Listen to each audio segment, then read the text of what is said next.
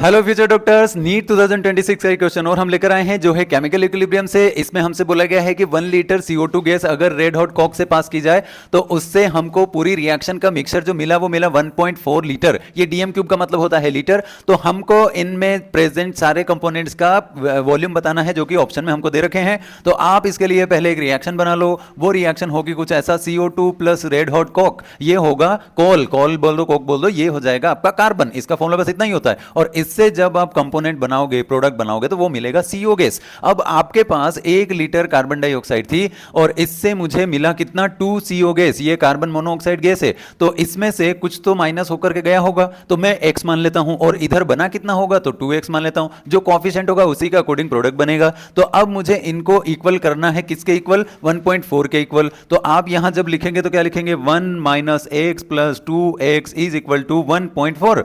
तो यहां से एक माइनस का x और एक प्लस का x कैंसिल हुआ, तो यहां मेरे पास बचा 1 plus x is equal to 1.4। और x मुझे फाइंड करना है, तो ये 1 जब उस साइड जाएगा तो माइनस होगा, यानी x इज इक्वल टू होगा 1.4 माइनस 1। और इसमें से हमारे पास जो वैल्यू बच जाएगी x की, वो बचेगी कितनी, 0.4। और अगर मैं यहां से 1 माइनस 0.4 करूं तो CO2 मेरे पास बचता है 0.6। और मैं अगर यहां 0.4 का मल्टीप्लाई 2 में करूं तो मुझे CO मिलता है कितना, 0.8। अब आप पूछेंगे सर इसका क्या हुआ, ये प्योर सॉलिड है बेटा, इसका एक्टिव मास कंसीडर नहीं करते, वॉल्यूम भी नहीं कंसीडर करते, क्योंकि सॉलिड है। गैसियस स्टेट में वॉल्यूम कंसीडर करते हैं। अब आप यहां ऑप्शन में ढूंढो कि 0.6 होना चाहिए CO2 और 0.8 होना चाहिए CO, और ऐसा हमको दे रखा है 0.6 CO। CO कितना हो रहा है, 0.8। तो 0.8 जहां जहां दिख रहा है हम उसी को लगाएंगे, और CO2 हमारे पास 0.6 बचना चाहिए। तो ये हमारा ऑप्शन सेकंड हो गया, ये आपका आंसर है।